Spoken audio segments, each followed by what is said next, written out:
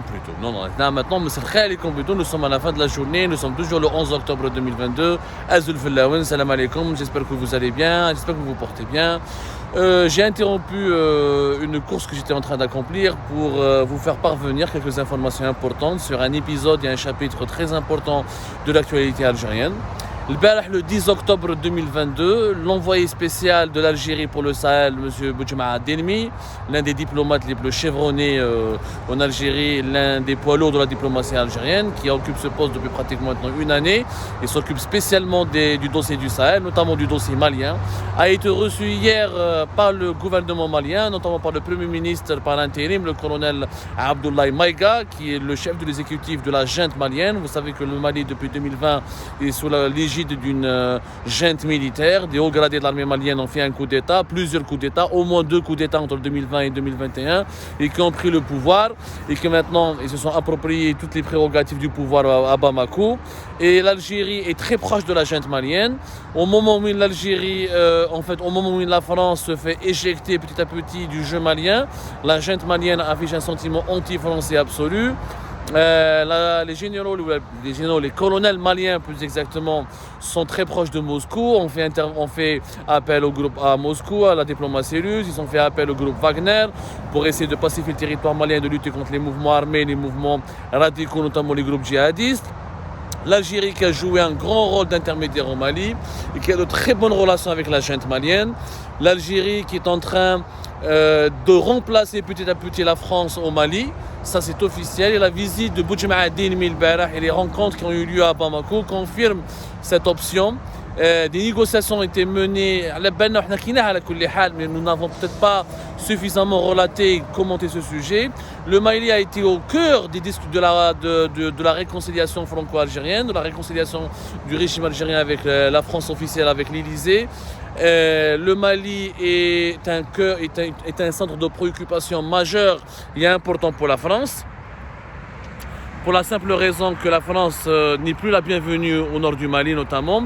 L'opération militaire française au Mali qui a commencé en 2013, d'abord sous le nom de Serval, ensuite sous le nom de Berkane, elle est menacée, elle devrait cesser d'exister dans les mois à venir. Les Français, les soldats militaires, les forces de l'armée française sont en train de se retirer petit à petit du Mali, et l'Algérie et la France ont négocié un accord qui permet à l'Algérie de supplanter petit à petit, doucement mais sûrement, la France dans la région.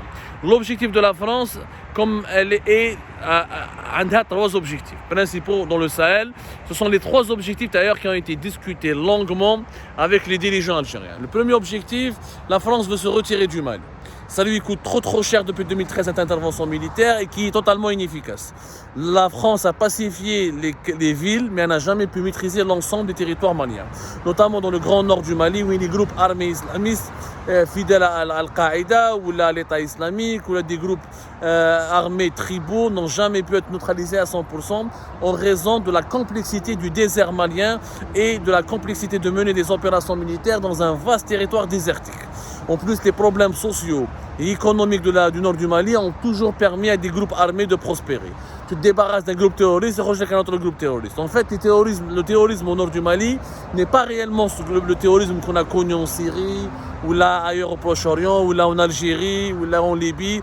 C'est beaucoup plus des groupes armés locaux qui font dans le trafic d'êtres humains, dans le trafic d'armes, dans le trafic de drogue, et qui font allégeance ou la alliance avec des islamistes radicaux, qui sont des seigneurs de guerre, qui profitent un petit peu du sous-développement, de la pauvreté endémique dans cette région.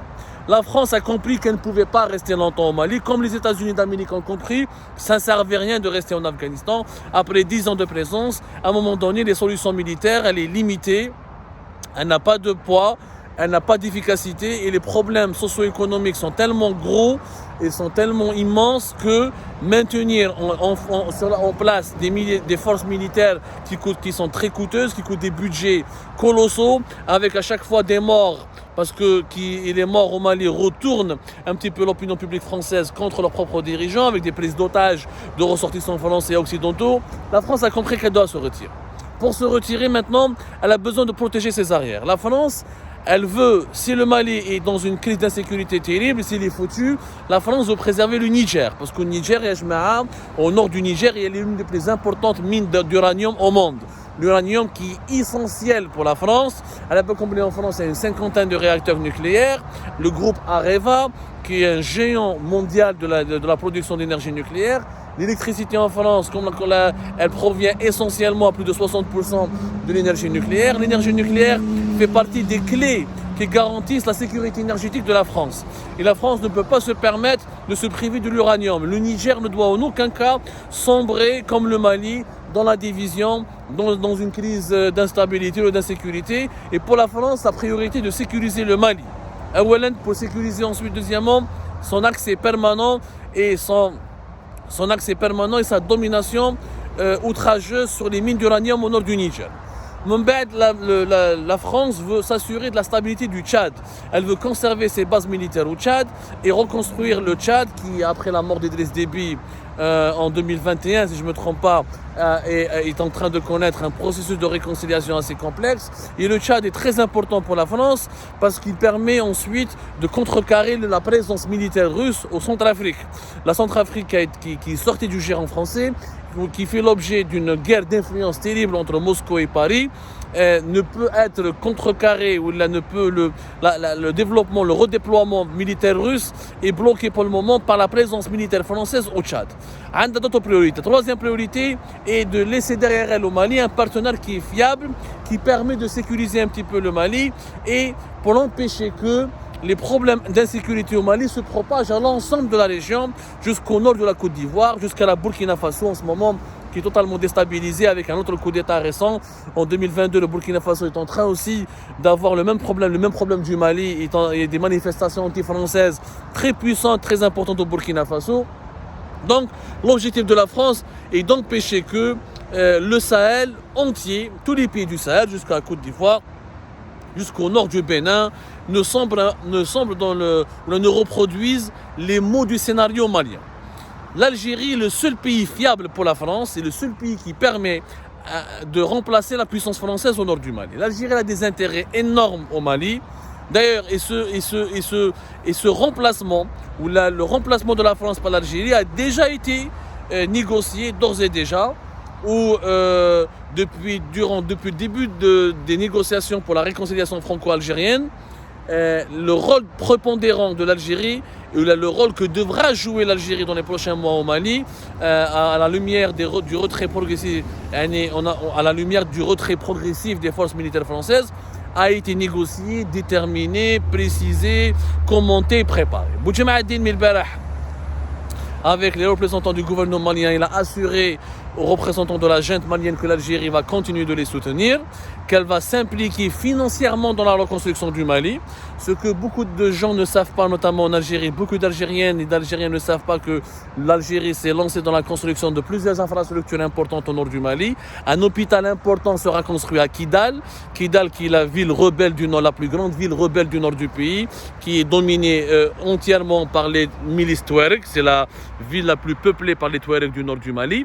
L'Algérie qui s'est engagée donc aussi à assurer, à faire le médiateur entre la communauté des pays occidentaux, entre l'Occident et le Mali, pour éviter au Mali de faire l'objet de plusieurs sanctions économiques et politiques qui pourraient lui être sévères. L'Algérie qui a aussi fait l'intermédiaire entre Moscou et Bamako. L'Algérie aussi qui milite pour l'application du fameux accord de paix et de réconciliation qui a été signé à Alger même en 2015. L'accord, c'est un accord qui s'appuie sur 3 piliers. Premier pilier, désarmer toutes les milices armées du nord du pays. Deuxièmement, garantir leur intégration géopolitique malienne et leur intégration dans l'armée régulière malienne. Il y a 5 régions au nord du Mali cet accord prévoit une nouvelle organisation territoriale et une implication importante des membres et des chefs des groupes armés du nord du pays, notamment les séparatistes Touareg. Et troisièmement, garantir et préserver l'unité territoriale et l'intégrité territoriale du Mali. L'Algérie, elle a une priorité absolue. Éviter que le Mali soit morcelé. Si le Mali, le nord du Mali se sépare, il y a des petits pays, ou là un pays qui éclate en deux, ou là une région, ou là 2 régions qui veulent prendre leur indépendance, il y aura une déstabilisation majeure du sud algérien, il va y avoir une atteinte caractérisée à la sécurité nationale en Algérie, parce que les mêmes problématiques du nord du Mali, on peut les retrouver dans les suds de l'Algérie, et les populations touareg du nord du Mali sont similaires à celles du sud de l'Algérie. Il peut y avoir une propagation ou une diffusion des problèmes sociaux et politiques du nord du Mali vers le sud de l'Algérie, d'autant plus que l'emprise de certains groupes djihadistes sur certaines tribus arabes et touareg du nord du Mali peut facilement se développer dans le sud de l'Algérie. Et le régime algérien veut empêcher à tout prix ce scénario. Donc le deal entre la France et l'Algérie qui commence à voir le jour et qui a déjà commencé à se concrétiser avec la visite hier à Bamako du Boudjema Dinmi, l'envoyé spécial de l'Algérie pour le Sahel. L'Algérie ne va pas remplacer militairement l'armée française, mais l'armée algérienne va aider l'armée malienne régulière à se reconstituer, à se professionnaliser, à se réarmer. Deuxièmement, l'Algérie va travailler sur l'intégration de certains membres du groupe armé qui est Ansar Din, qui est un ancien groupe djihadiste, dans le cadre d'une politique de réconciliation comme celle qui a été menée en Algérie à la fin des années 90 pour permettre à ces anciens chefs islamistes d'intégrer, de prendre des postes militaires et politiques importants au nord du Mali. L'Algérie veut jouer un rôle important là-dessus.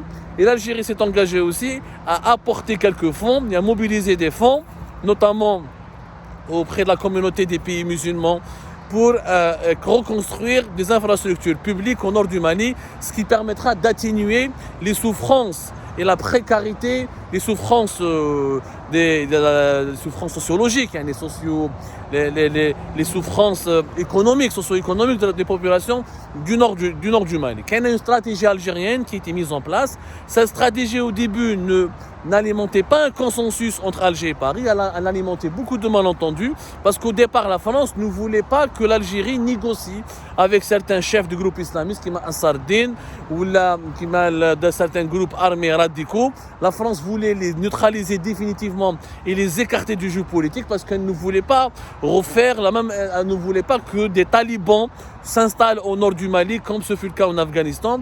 La France, sa priorité était d'empêcher qu'un régime ou des autorités islamistes s'installent au nord du Mali. Mais visiblement, l'Algérie a réussi à convaincre la France à faire un compromis là-dessus. Et l'Algérie a obtenu l'appui de la France pour mener des négociations importantes avec les leaders de certains groupes armés, notamment des leaders du groupe armé islamiste qui étaient visés par les militaires français, que les militaires français voulaient neutraliser et assassiner. La France a fait un compromis là-dessus. Elle a reculé un petit peu, elle a rechangé, elle a remodifié sa position au profit de l'Algérie, qui sera donc le nouveau sous-traitant de l'Occident au nord du Mali.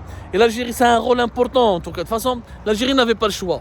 Le nord du Mali est une question interne en Algérie. Ce n'est même pas une question externe. Il y a tellement d'interférences et de similitudes entre le nord du Mali et l'extrême sud de l'Algérie que l'Algérie ne pouvait pas rester indifférente face au drame malien. Pour préserver sa propre sécurité nationale et sa propre stabilité, l'Algérie doit jouer un rôle important dans la stabilité et la stabilisation et la sécurisation du nord du Mali. Donc, il y a un redéploiement du géopolitique important dans la région du Sahel. L'Algérie est de grand retour sur l'échiquier politique du Grand Sahel, après avoir été longtemps exclue, notamment depuis 2013.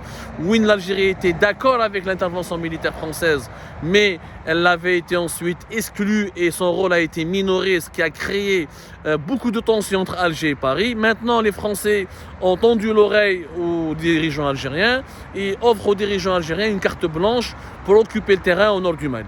Ça sera un dossier très important que nous allons suivre avec beaucoup d'intérêt sur Algérie Part et nous vous communiquerons de nouvelles informations détaillées dans nos prochaines publications, Inch'Allah, dans nos prochaines émissions.